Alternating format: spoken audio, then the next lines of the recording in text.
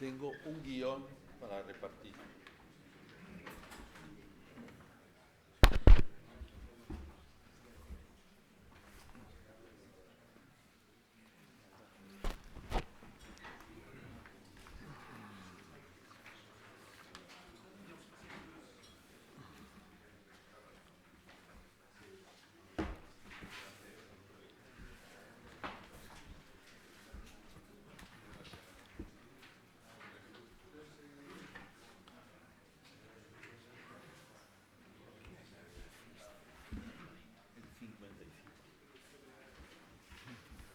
Aquí pone el 55. O sea que está bien. Pero no hace falta contarlo todo. Sí. Bueno, senyor vicari, delegat de l'Opus Dei a Catalunya i a Andorra, estimats col·legues tots en el sacerdoci, benvolgut doctor Juan Luis Lorda, em toca presentar un col·lega meu a la Facultat de Teologia. Pràcticament no és que érem el mateix porta per porta, però gairebé sí, durant 40 anys. Per tant, ens coneixem una mica bé. Coneixem els refredats que hem tingut, els crits que hem fet els alumnes, els moments de tristor i d'eufòria i tantes coses més. El doctor Lorda va néixer l'any 1955, no sé quants són fins ara, però els que siguin. No sé, els que han passat.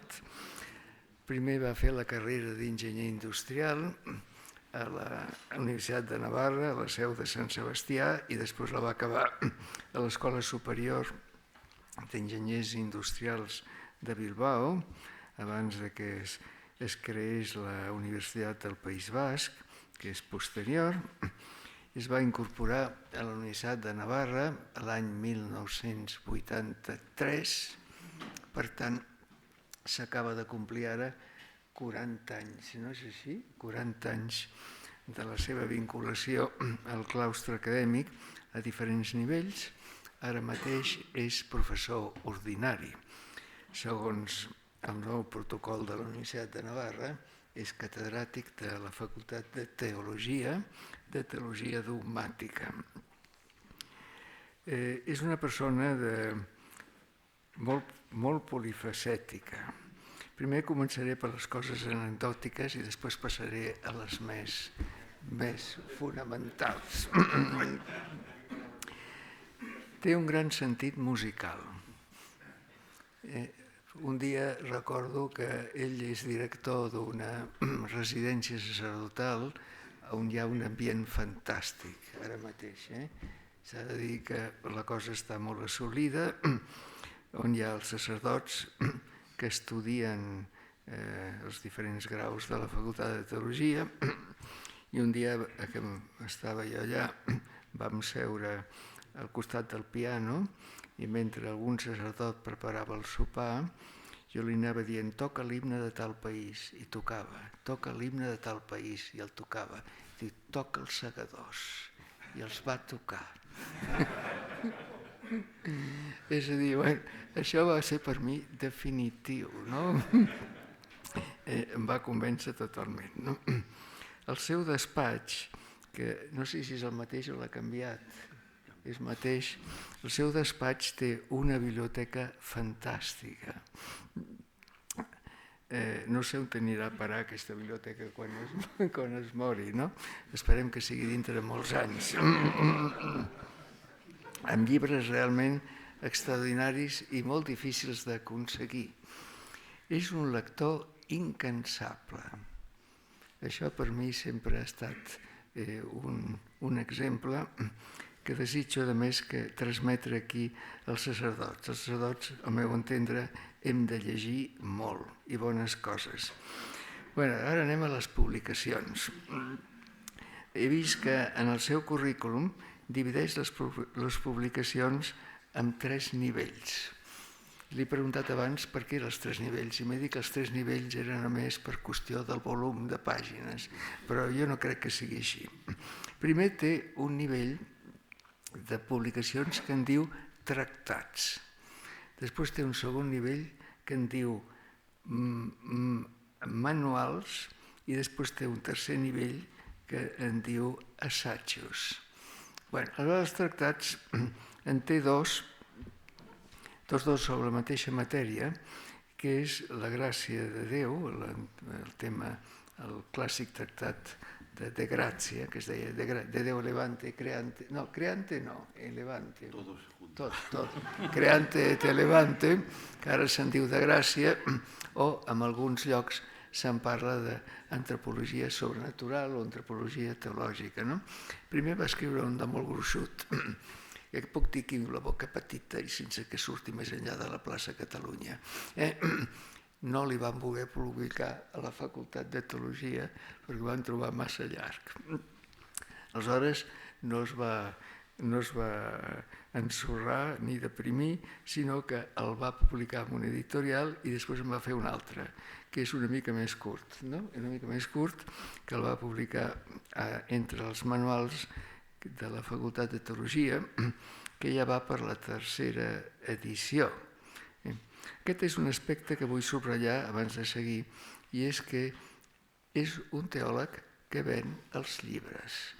Els altres fem llibres que no es venen, però ell fa llibres que es venen. Això té un mèrit extraordinari. No sé si dona molts quartos o en dona pocs, però és una cosa que a mi em deixa totalment asturat, esbalaït. Després té un segon nivell, que són els manuals teològics. Acaba de publicar-ne un, fa menys temps, que és un tractat també d'antropologia sobrenatural, més curt i diferent, pels alumnes de l'Institut, com es diu aquest Institut de Ciències Religioses, que aquest em fa l'efecte que és més assequible. I després té un nombre considerable d'assajos. Alguns dels assajos han tingut l'esgarrifora xifra de 17 edicions. Alguns d'ells. El primer d'ells va ser aquest de para ser cristiano. Per ser cristiano, 17 edicions. Després un sobre les virtuts morals, que també em porta un cabàs. Són tots una cosa així. Per tant, té el do, i és d'agrair-li que l'hagi practicat, el do de l'exposició, anem a dir, divulgadora, però de divulgadora al nivell, no? Al nivell. Jo, sempre que l'he sentit, m'ha agradat molt.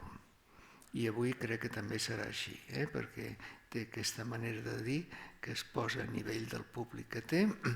Per tant, aquí amb una trobada de caràcter sacerdotal segur que ho farà.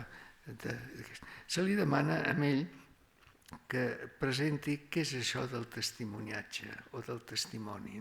Això exigeix també una miqueta d'especulació, encara que no sigui molta, però una mica, perquè no tothom és un testimoni. Ara, hem de saber en què consisteix ser testimoni. I això és el que esperem que ens expliqui ell i, per tant, abans de començar, demano un aplaudiment per la seva presència. Gràcies, conseller.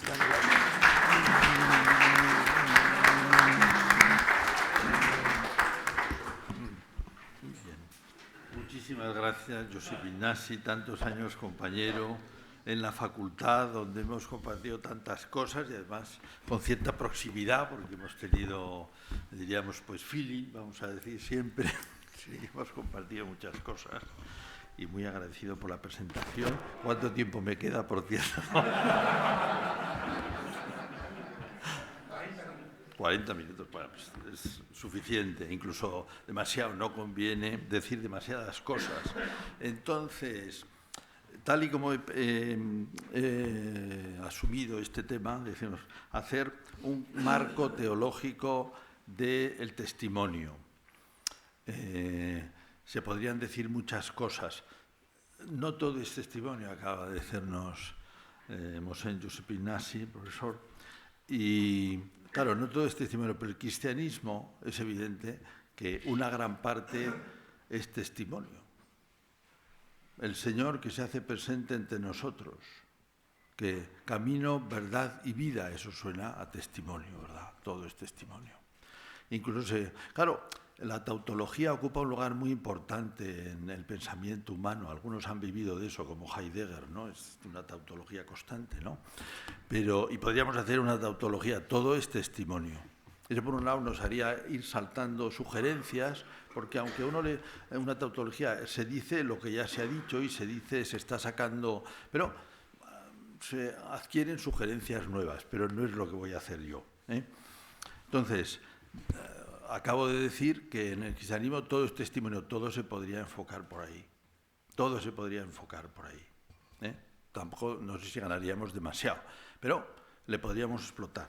Resulta que me he encontrado con un artículo, además de estas catequesis del Papa Francisco, de un compañero, un colega de la facultad, además hemos vivido juntos hasta hace unos meses, porque ha vivido en el colegio mayor donde yo estoy, Ramiro Pellitero, que tiene este artículo que les pongo aquí, La fuerza del testimonio cristiano, que tiene casi 40 páginas.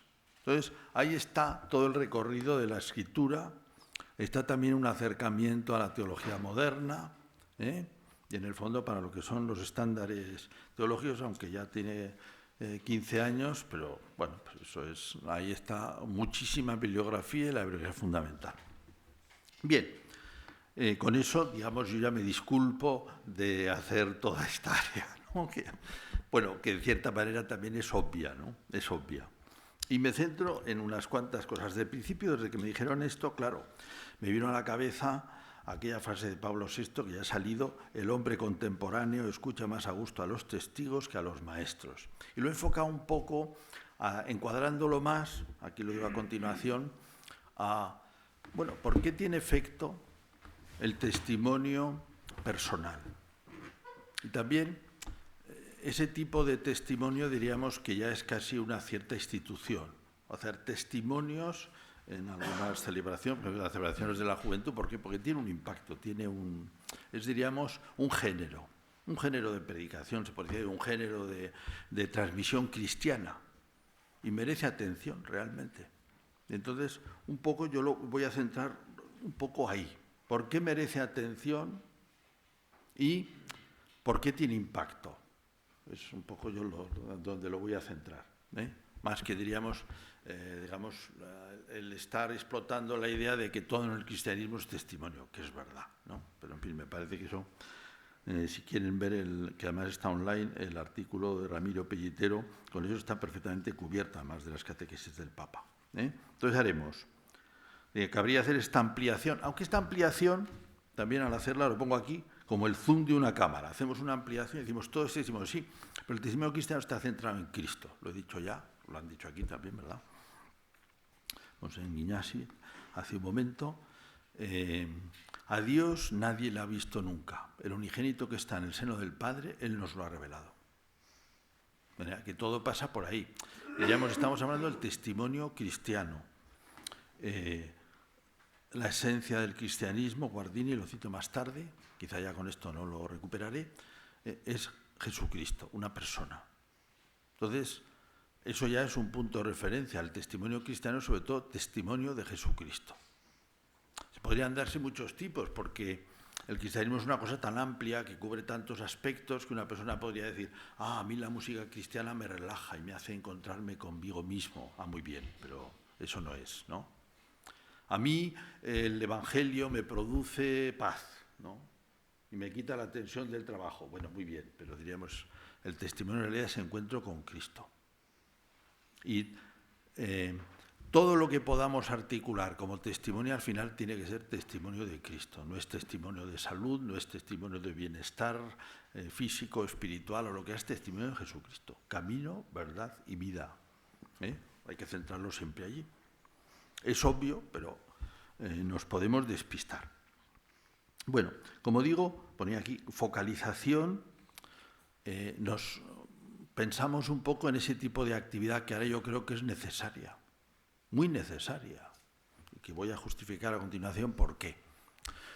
que es este género que es hablar más, y sobre todo las personas que han tenido una experiencia fuerte, que la cuenten más, como camino de mover a otros, camino de expansión del cristianismo. Sin caer, ponía aquí, porque también se me ocurrió cuando preparaba esto, diríamos, hombre, un referente también es, quizá lo conozcan, supongo que sí, quizá no, Warren Sánchez, ¿no? La broma que hace Les Luthiers sobre Warren Sánchez, que es, diríamos, justamente este género, pero llevado a un extremo ridículo. A veces viene bien hacer una pequeña reflexión sobre por qué eso no es, para que mantener en su pureza el testimonio original como tiene que ser. No tiene que ser así. Decimos, tiene que estar centrado en Cristo, ¿sí? Y además no tiene que ser así. Entonces, bueno, lo utilizaremos un poquito, esto también. Y pongo aquí un poco el itinerario que voy a seguir, 4 puntos. Ya hemos centrado uno que es en Jesucristo. Después vamos a ver la necesidad de testimonio ante la crisis de una iglesia establecida. Ahora lo explicaré esto. Después aprovecharé, estamos todavía en un año de centenario de Pascal, del pasado 19 de junio, se cumplieron 400 años del nacimiento. Las razones del corazón, las veremos un poquito. Bastante Newman, la gramática del asentimiento, ¿por qué asentimos? ¿Por qué asumimos la fe y el valor precisamente que ahí tiene el testimonio? Una pequeña referencia a von Hildebrand, a Guardini, que ya nos ha salido, un pequeño aprovechamiento de Warren Sánchez, es lo que vamos a hacer. Entonces, ¿por qué es necesario? Crisis de la Iglesia establecida. Bueno, la Iglesia establecida es un término anglicano y se refiere a esa sensación o a esa conciencia inglesa de que todo es lo mismo. Inglaterra es la Iglesia anglicana, nosotros somos la Iglesia de Inglaterra, somos el Estado, somos Inglaterra, somos la cultura, somos Inglaterra, ¿no? Que esto han sido en realidad todas las naciones cristianas. Aquí pongo, estamos en un proceso todavía, porque los procesos culturales son lentos, duran siglos. Estamos en un proceso que es, así como un proceso de la formación de las naciones cristianas, que nacen de un sustrato romano, latino, ¿verdad?, de los pueblos germánicos, y se forman por las naciones de Europa. No entro en cuestiones nacionalistas aquí, ¿verdad?, pero estamos hablando en general. Las naciones de Europa, que son naciones donde la fe juega un papel fundamental. Y nación, a diferencia de Estado, naciones, nosotros, digamos, tenemos unos vínculos, son los vínculos culturales, los vínculos también, diríamos, genéticos casi, muchas veces no, ¿verdad?, porque todo se mezcla mucho, pero bueno, más o menos, somos nosotros, formamos un cuerpo humano, una comunidad, a diferencia del Estado, que es una combinación de individuos bajo un estatuto jurídico, eso es un Estado, ¿no? Individuos con un estatuto jurídico común.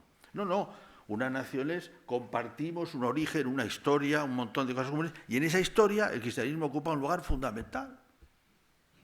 Y entonces lo mismo que se transmite la lengua y se transmiten las costumbres y cómo se hace el queso, ¿verdad?, y cosas más importantes, también se transmite la fe, eso forma parte de nosotros, ¿no? Y esto todavía es muy importante. Los seres humanos somos seres sociales. Entramos a la cultura pues por muchos vínculos sociales y dentro de eso estaba la fe, de una manera incontestada hasta hace 200 años. Entonces, ¿qué nos ha pasado?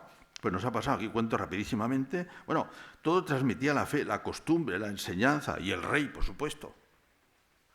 El otro día corregía un libro donde me decía, claro, los laicos antiguamente no participaban en la Iglesia. ¿Cómo que no participaban en la Iglesia? Lo que no participaban, no se ponían un alba y subían al presbiterio, pero participaban en la Iglesia, el rey participaba más que nadie, Y decía que obispo y reprimía ponía las obligaciones y qué libros había que estudiar en las facultades de teología, a ver si no participaban los laicos. Yo soy capellán de una hermandad de Pamplona, de la Pasión del Señor. Bueno, los gremios y tal, no te digo lo que mandaban, ¿no? O sea, que los laicos sí que participaban. porque era todo cristiano, todo se transmitía por ósmosis. Claro, nos ha ocurrido que tiene algún interés recordarlo, porque hace una pequeña, casi geografía de qué pasa, ¿no? Primero, unas élites culturales y económicas se desprenden del cristianismo, que eran unas clases, unas élites que no son cristianas. En Francia, en Inglaterra también, en lo que es la geografía también católica. Inglaterra no, pero bueno. Tenemos unas clases intelectuales que han dejado de ser católicas hasta el día de hoy. Después, se separaron un poco en el proceso de la Ilustración. Después, la Revolución Industrial desarraigó a mucha gente de los pueblos que estaba arraigado en su cultura, en las fiestas y en el cristianismo, en la iglesia. Los llevó a las ciudades y se desarraigaron de todo, también de la fe. Se creó el proletariado urbano, en Barcelona, muy importante. Gente que no tenía fe y se había desprendido de la fe, lo mismo que se había desprendido de todo lo demás, de su pueblo, ¿no? Después, bueno, no es después, sino es un fenómeno interesante, muy importante, son los colegios católicos, con una expansión que se debe mucho a los jesuitas y a todas las órdenes religiosas desde el siglo XVI, XVII, que educan a la burguesía. Y hay una burguesía cristiana que mantiene familias cristianas y que transmite la fe, y que ha sido muy importante, juega un papel muy importante en la historia del cristianismo, la transmisión cristiana. Se expandieron en el XIX con todas las crisis también y las expulsiones y las desamortizaciones, pero consiguieron expandirse muchísimo en el XIX, con una reacción muy potente en todas partes, todos los países católicos. Entraron en crisis posconciliar, en parte debida a la propia crisis de disminución de religiosos y también un poco a veces de sentido de orientación, y en este momento apenas consiguen transmitir, o poco. Con los años que acabamos de manejar, ¿verdad? El año pasado celebramos los 50 años de que terminó mi colegio, terminamos mi promoción en el colegio. El Colegio de Jesuitas de Pamplona, 9 años. Tuvimos una celebración, nos reunimos, bueno, muy bien, fantástico. Tuvimos una misa, a todos les pareció estupendo, gente buenísima a todos, simpatiquísimos, amabilísimos, estupenda. 40 y tantos estábamos, convocaron 2. Eso, digamos, un poco la burguesía Pamplona, convocaron 2. 42, Eso ha sido una generación. Bueno, ¿y por qué?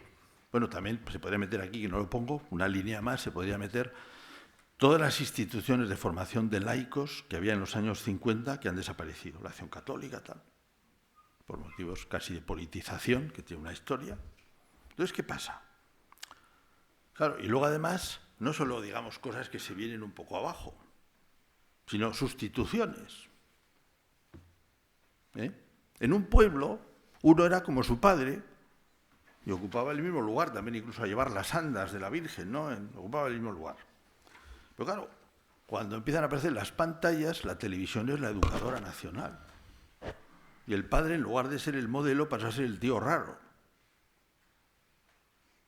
Entonces, en esto llevamos más de 50 años y, como que dice, no hemos acabado de reaccionar, porque somos una iglesia todavía establecida que funciona, bueno, aquí todo es católico, más o menos ya no es ni mucho menos católico, pero bueno, tenemos las parroquias, tenemos tal, tenemos las costumbres, tenemos las fiestas, tenemos tal.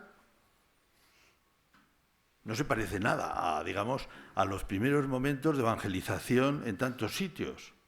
Hay una historia de evangelización que es interesante recordarla, ¿verdad? La primera evangelización, la evangelización de América, bueno, la evangelización de los pueblos germánicos, la evangelización de Alemania, la evangelización del este, de los pueblos eslavos, la evangelización de Inglaterra, la evangelización de América, la evangelización de Vietnam, la evangelización de África, la evangelización de Asia, de Filipinas, de los intentos en China. Nosotros no estamos en esa situación. Y sin embargo, de alguna manera hay que recuperarla. frente a un señor va a 25, digo, ahora no he calculado bien, pero vamos, supongamos que va a 25 sesiones anuales de catecismo, que ya me parece mucho, ¿no? 25 sesiones, ¿no? Un día que está despistado, otro día tal, otro día vamos a jugar a esto porque están los chicos que no hay manera de tenerlos quietos, otro día tal. Claro, frente a 25 sesiones se ha pasado 5 por 7, 35 horas delante de la pantalla, esa semana. Es lo que se ha pasado. Y antes, 35 horas delante de la televisión, antes hace unos años, ahora delante de todo tipo de pantallas. Y luego está en un colegio, que esté muy bien, que está en un colegio donde, bueno, recibe al día pues 6, 7 horas de clase, ¿no? Claro, la capacidad de transmisión cristiana es prácticamente nula, nula. No puede competir de ninguna manera. Y además, tampoco está rodeada de prestigio. Claro, esto dice, ¿por qué no se transmite? Pues aquí lo tienes, ¿por qué no se transmite? Entonces dices, claro, no podemos, que es lo que dice el Papa también, no podemos seguir siendo una iglesia establecida donde se supone que ya las cosas y que todo consiste en que funcionen un poco más. Las parroquias existen como instituciones para mantener una fe ya encendida, para poder atender a la gente en el culto y en la catequesis, pero gente que ya es cristiana. En principio, no son instituciones de evangelización, aunque todo evangeliza, porque, claro, realizan también una función de evangelización. Pero, claro, no es lo mismo que ir a por la gente. Y cuando uno piensa, vamos a ver, una diócesis, ¿cuántas parroquias tiene? La de Navarra tiene más de 800 parroquias, de los cuales 100 tienen menos, bueno, más de 100 tienen menos de 100 habitantes, de los cuales irán a misa 4 o 5, ¿verdad? Y es, bueno, esto, y además no funciona ya la transmisión. Y uno piensa una diócesis con, digamos, lo que piensa son 800 parroquias, y dice, ¿qué papel tiene? Digo, lo digo para reflexionar. ¿Qué papel tiene, por ejemplo, el sector de medios en la diócesis? ¿Es una punta de evangelización o es una cosa marginal que da algunas noticias por aquí, saca unas fotos y se plantea qué vamos a hacer este año para transmitir algo o simplemente saca unas fotos de lo que está pasando? Digo, pongo ese ejemplo, bueno, porque me parece que el sector de medios es muy importante y es una punta de evangelización, claramente, ¿no? De estrategia, pero claro, dices, no puede ser que una diócesis sea 800 parroquias. Bueno, y de las 800 parroquias, como que dice, una parroquia que no es parroquia, es ¿qué vas a hacer para decir algo en los medios? Mucho más importante que la mayor parte de las parroquias en la evangelización. Digo, son cosas distintas, porque uno es la parroquia sí para el mantenimiento fundamentalmente, otra cosa, por supuesto, todo compatible, no tiene nada de contradicción esto. Pero son funciones distintas. Y no queda otra que pensarlas. O sea, ¿cuál es la punta de la evangelización? ¿Cómo se hace? ¿Cómo se llega a la gente? Desde luego los medios es muy importante. Otra cuestión, activar el patrimonio. Claro, 800 parroquias, imaginaos. ¿Cómo se sostienen 800 parroquias, más casas parroquiales, más ermitas? Cada pueblo tiene 2 o 3. Un patrimonio que se te cae encima, ¿no? Y que te tiene, además, digamos, absorbido al clero, que está todo el día pensando en las cigüeñas, en las cigüeñas, en las goteras, en las... Cada vez más, además, ¿no?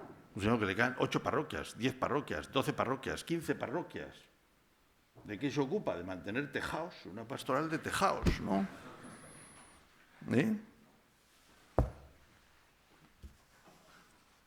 ¿Cómo evangelizamos? O sea, que eso te dice, bueno, momento, ¿no? Estamos en este contexto. Bueno, sobre el testimonio y la fe. Escuchar a los testigos.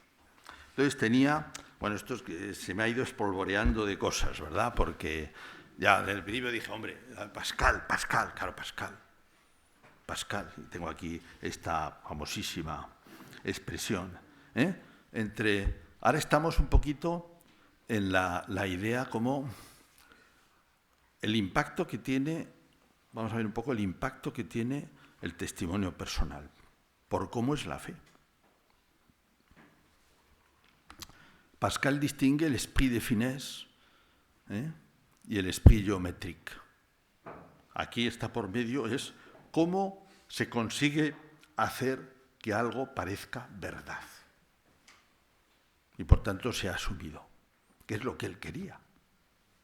Él su vida la ordena a hacer una apologética de la fe cristiana. Y cómo la fe cristiana puede ser percibida como verdad y asumida. Dice, es claro, en un contexto en el cual se está planteando cuál es la verdad y cuál es el método por el cual crees en la verdad. Descartes, discurso del método. Y está planteando toda la problemática moderna de qué puede ser demostrado, qué puede ser aceptado como verdad y que también provoca esto.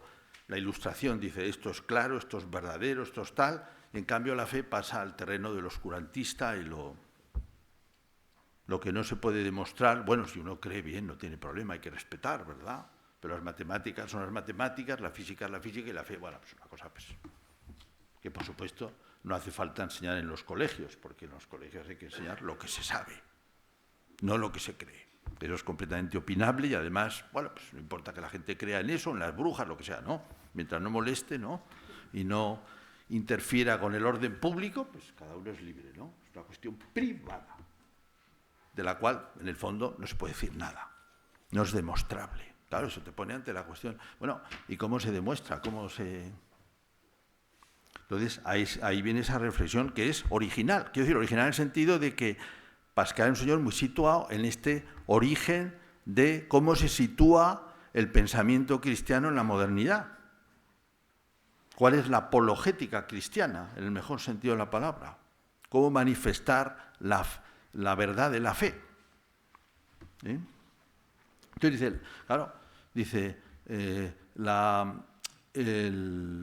verdad cristiana no se justifica como se justifican las matemáticas o la geometría.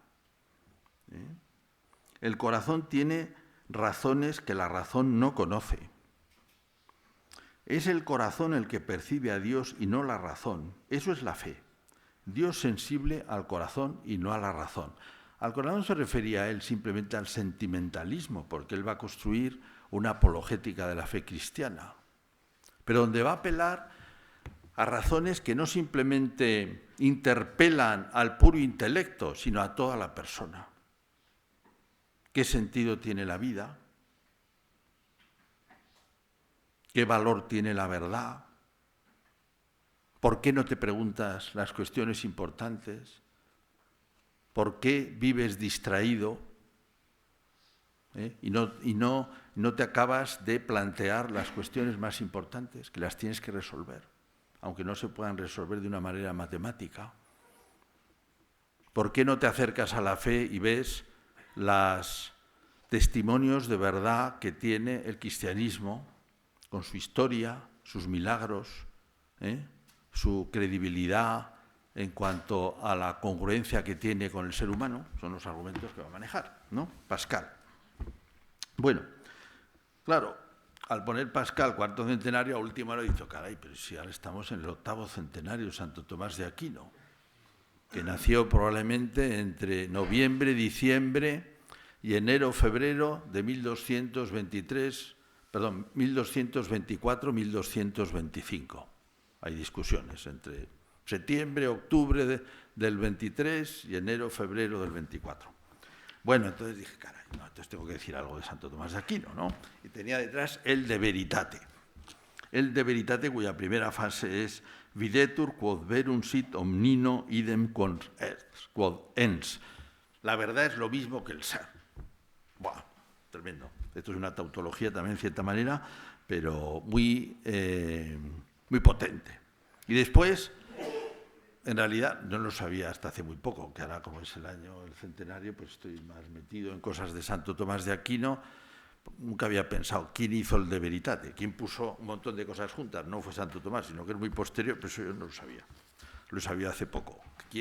¿Cuándo se hizo todo eso? En realidad no sé exactamente cuándo se hizo. Cuándo se pusieron juntos un montón de cosas y se llamó a todo eso el De Veritate con el nombre del primer grupo de cuestiones, ¿no? Porque son de muchos años distintos. Bien, pero en otra de las cuestiones que se meten ahí es de fide. Y de fide empieza con un sed contra, o sea, con un argumento de San Agustín. que viene muy a propósito, que es el que pongo aquí, arriba. Non è sufficiente simus cogitare, quod credere es una sessione cogitare. Creer es pensar con asentimiento. Dice, anda, y esto además coincidía perfectamente con lo que tenía puesto después de Newman, sobre el asentimiento, gramática del asentimiento. Fíjate qué casualidad tan feliz, ¿no? Creer es pensar con asentimiento. Es decir, no solo pensar, sino hay una aprobación. ¿Por qué hay una aprobación? Que también es lo que hace que haya un salto, porque digamos 2 y 2 son 4, es como una verdad que ella sola concluye. En cambio, cuando yo percibo la fe, yo acepto eso como verdad y doy en cierta manera un salto. Yo tengo una serie de testimonios que me dicen, esto es verdad. Como recuerda, por ejemplo, la escena tan estupenda de Santa Edith Stein, cuando cuenta ella su vida, en la historia de Jüdischen Familien, que está traducido, no sé por qué, Estrellas Amarillas, no sé por qué le han puesto ese título, pero sí está en castellano, no sé cómo estará en catalán, y allí ella cuenta, se quedó sola, tal, estaba más o menos movida hacia la verdad y tal, por su experiencia en la fenomenología, el primer grupo, los discípulos de Husserl, en Gotinga, y una noche se queda sola y no sabe qué hacer, coge una vida de Santa Teresa y dice, por la mañana dice, esto es la verdad. No simplemente dijo, esto es interesante, o aquí hay algo, sino, esto es la verdad. A ella le provocó una adhesión, gramática del asentimiento, un asentimiento, dice, esta es la verdad, una verdad sumida. Allí ha encontrado unos indicios en la vida de Santa Teresa que le dan la seguridad de que el cristianismo, que en realidad es un mensaje que abarca toda la vida, cosas importantes, quién es Dios, cómo es Dios, ese Dios que ha creado el mundo en el cual yo estoy metido y que me da el horizonte de mi vida, eso es verdad. Todo. Claro, luego habrá cosas matices que estarán más o menos mejor formuladas o peor, pero vamos, eso es verdad. Que es el asentimiento, un asentimiento con razones del corazón que no son razones locas de caprichos del corazón, sino son intuiciones que dicen, esto es así, que te dan una seguridad de que esto es así. Bien, y eso nos permite o nos da un contexto bueno para pasar al siguiente punto, que es ya entrar un poco en Newman, Gramática del Sentimiento, que es un libro bien difícil, por otro lado. Que Newman hay que saber que es un hombre que sabía mucha lógica. Y entre otras cosas hizo, lo tengo aquí, lo he encontrado ahora porque lo metí un poco sin darme cuenta, elementos de lógica de un señor que se llama Whately, que era un decano, era una lógica de esos años, él se la compuso prácticamente, lo dice aquí en el prólogo. Sabía lógica, que era la lógica inglesa de ese momento, muy inspirada en Hume, muy inspirada en Locke, o sea, y digamos con una problemática que nos ha salido un poquito del contexto, esa problemática moderna que ya está en Descartes, que la tiene presente Pascal, ¿qué es verdad y qué se puede decir que es verdad? Entonces, claro, un señor como Newman es un señor que dice, bueno, efectivamente, la verdad de las ciencias, la verdad de la historia, bueno, y la verdad de la fe, se la plantea así en todo este contexto de qué se puede decir que es verdad. Seriamente en Oxford, en un sitio serio. Dice, bueno, vamos a pensar la fe en este contexto. ¿Por qué decimos que esto es verdadero? ¿Por qué una mente de una persona ilustrada, culta, seria, no simplemente por capricho, puede aceptar el asentimiento de la fe? Entonces, hay muchas cosas importantes. Una de ellas es, primero, el percibir que la fe se produce ante un conjunto de indicios múltiples y que en realidad se da por una convergencia de indicios de distinto calibre y que además en cada persona pueden resonar distinto. O sea, porque según la experiencia que tiene, según la captación que tiene, una cosa puede ser tumbativa, y dice, esta experiencia de vida me da muchísima garantía de que esto es así. O a lo mejor, si no tiene esa experiencia, no le da tanta garantía, le da garantía a otras cosas. Entonces, del conjunto variadísimo de podríamos decir aquí ya casi de testimonios que uno recibe del cristianismo, unos le dice más y otros menos. Pero la aceptación viene de que tiene un espectro grandísimo. No es por una demostración aislada, dice, a lo mejor ahí estudia todo esto porque le interesa mucho la lógica de la fe, el por qué uno acepta eso como verdad. Entonces, bueno, son testimonios variados, distintos, que en cada uno pueden tener resonancias un poco distintas, pero que tienen una gran fuerza por la confluencia que tienen en su conjunto. La connaturalidad que tienen las cosas de la fe con nosotros, estamos hechos para Dios. La misma idea de Dios, en cierta manera, nos es connatural, que la vida tiene sentido. Que decir que la vida tiene sentido y decir que hay Dios está muy próximo. Porque si no hay un Dios que ha pensado el universo no tiene sentido. Ahora vivimos en un contexto también, iba a decir pseudocientífico, me parece una palabra un poco despreciativa, quizá con sensibilidad científica que no la tiene la mayoría, ¿verdad? Vivimos en una cultura científica donde la mayoría no sabe casi nada de ciencias, ¿no? No tiene una imagen científica del mundo y está constantemente leyendo cosas absurdas, como leía yo ayer en una de estas páginas que te dice cómo puedes mejorar las orejas, cómo puedes mejorar la audición, cómo puedes conseguir que las rodillas cuece plátano y bébetela, que eso es fundamental para, no sé, para que crezca el pelo, para que... Bueno, todo absolutamente a científico, sin ninguna prueba y pura... O sea, esa es nuestra cultura también, Pero... dentro de eso dices, ¿cómo es verdad? El asentimiento. Bueno, dice Newman, creemos porque amamos. Y ahí decíamos, bueno, estaba refiriendo a distintos tipos de argumentos. Tenemos una proximidad a que, bueno, si el mundo tiene sentido, bueno, es que me he ido un poco, he abierto paréntesis, me he ido un poco. Tenemos una presencia en nuestra cultura constante que te está transmitiendo. El mundo se ha hecho solo. Hemos venido por una especie de explosión original del Big Bang, que eso se puede considerar más o menos demostrado, ha crecido, todas las estructuras de la materia, la vida, la Tierra, una maravilla, ¿verdad? Y hemos aparecido nosotros y todo se ha hecho solo. Si se ha hecho solo, es absurdo todo. No tiene ninguna razón dentro. Incluso uno tiene que dudar de su propia razón. ¿Esto de dónde viene? Es un argumento que utilizó Benito XVI cuando fue a Ratisbona, a su universidad. ¿Cómo puedo decir yo algo razonable si en el fondo pienso que yo mismo he venido de una pura casualidad? ¿Cómo de la casualidad va a salir la razón? Entonces, realmente hay muchos argumentos que uno dice, Dios, o sea, existe Dios. Hay muchos indicios que te dicen, hombre, ese Dios tiene que ser bueno, me tiene que querer, tiene que haberse manifestado. Y yo aspiro a eso, deseo eso, estoy hecho para eso. De manera que si lo capto, puede ser un indicio de verdad muy potente. Es un indicio de verdad muy potente ver a personas felices. Es un indicio de verdad muy potente ver a gente convencida. Hay gente convencida de mucho tipo, ¿verdad? Pero cuando cuadran varias cosas, con esta confluencia de razones, aquello adquiere una fuerza tremenda.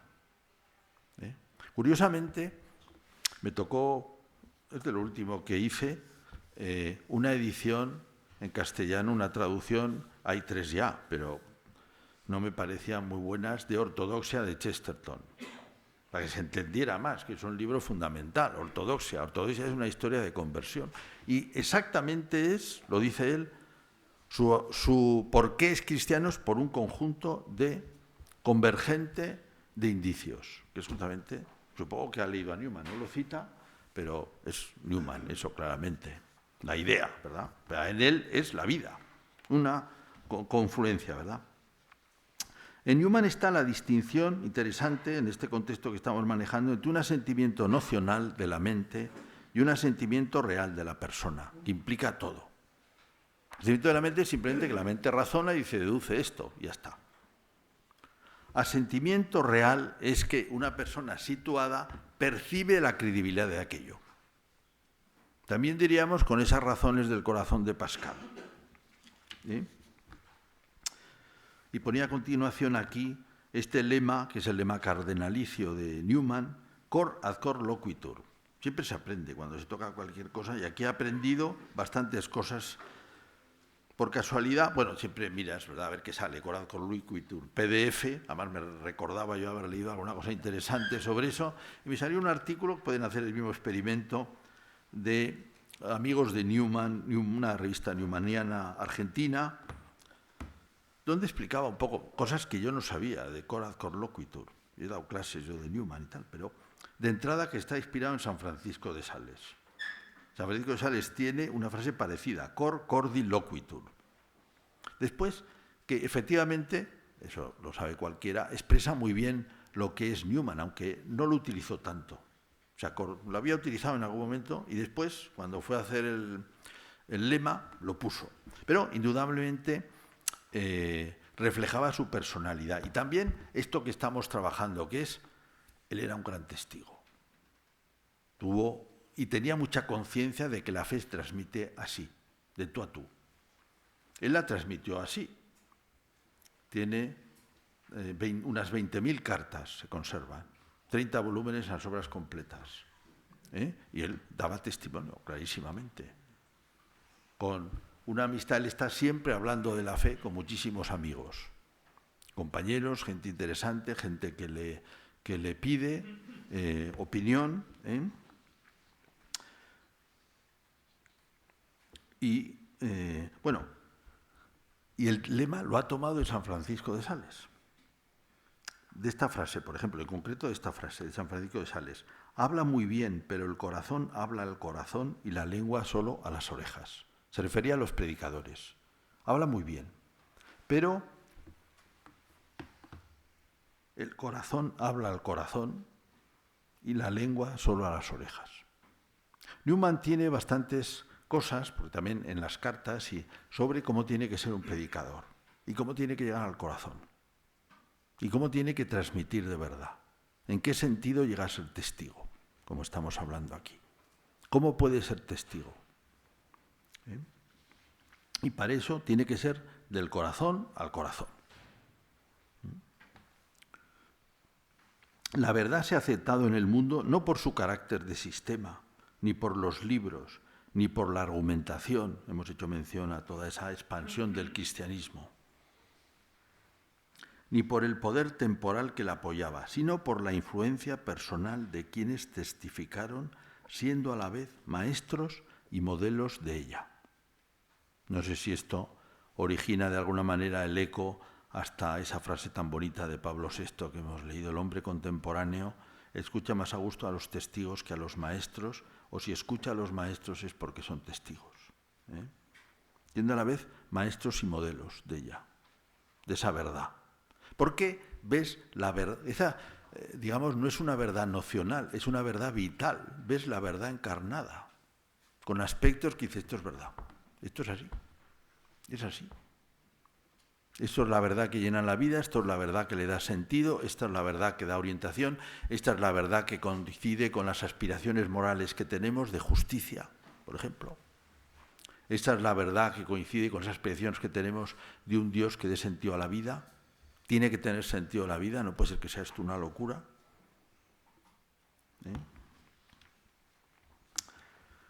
Y claro, volviendo a lo de antes, hay mucha diferencia entre el entorno que transmite formas de vida más o menos obligatoria, moral, ritos, y transmitir personalmente vida, recordando otra vez a Guardini la esencia del cristianismo. El cristianismo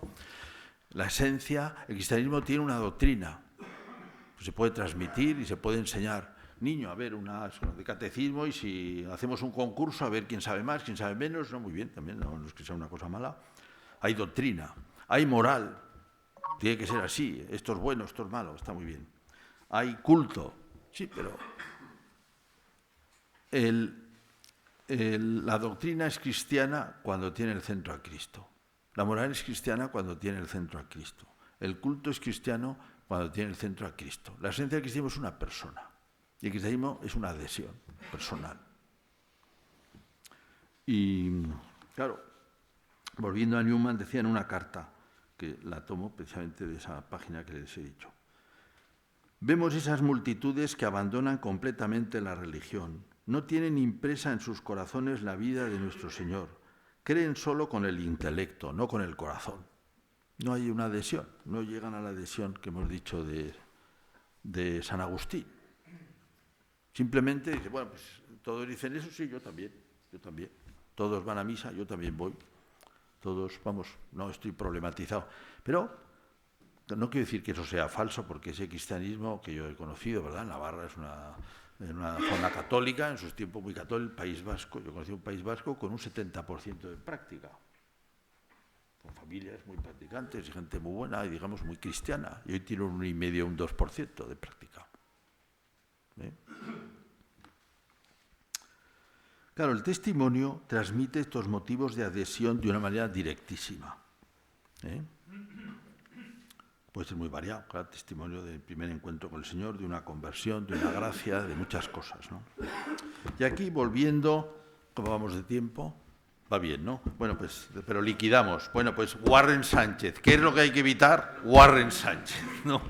¿Y qué nos dice de Warren Sánchez? Que no puede ser una cosa puramente rutinaria, que tiene que conservarse la conexión con el fondo, que es Jesucristo, que tiene que haber una sinceridad donde no se pierde el pudor, porque se está hablando de algo íntimo, no es una cosa que uno la convierte en una especie de cliché, ¿no? Y que necesita una doble experiencia de comunión con el Señor y de comunión con la Iglesia. Y concluyo, una invitación para todos, que se le invita al diácono, pero nos sirve para todos en la ordenación diaconal. Recibe el Evangelio de Cristo, del cual has sido constituido mensajero. Convierte en fe viva lo que lees y lo que has hecho fe viva, enséñalo y cumple aquello que has enseñado. Muy bien.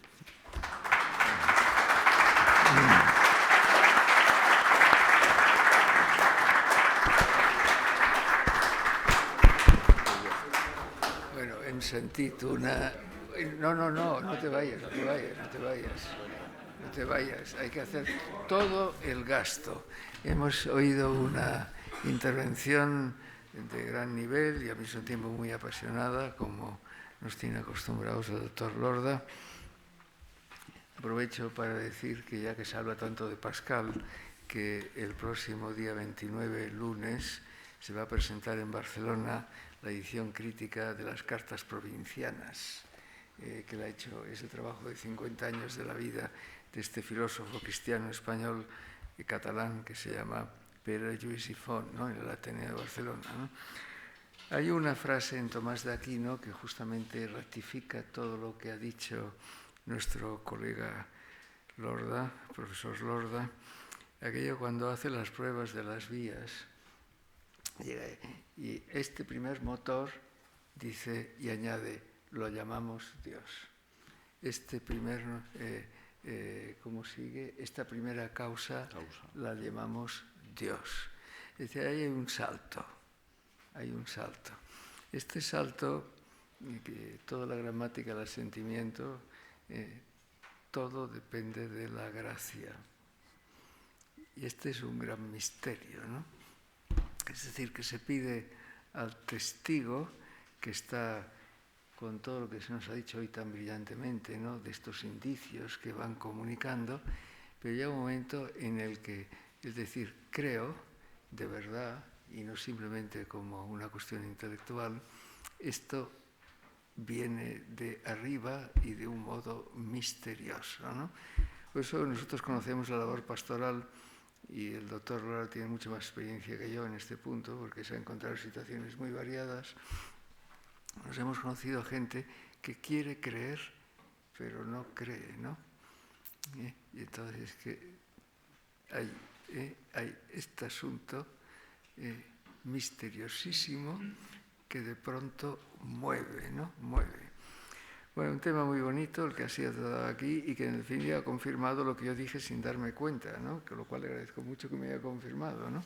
Que no todo testigo es un testigo cristiano, aunque hable de Jesucristo. Esta es la gran cuestión, ¿no? Bueno, entonces, ¿cuánto tiempo disponemos para alguna preguntita? ¿Cuánto? Una. Bueno, vamos a ver. No levanten la mano nadie. Yo contaré hasta 3 y el primero que levante la mano se lleva en la subasta. 1, 2, 3. 5 minutos. 5 minuts i comencem. Doncs aleshores potser el doctor Pujol podia resar l'Àngelus, que ens ha passat el temps.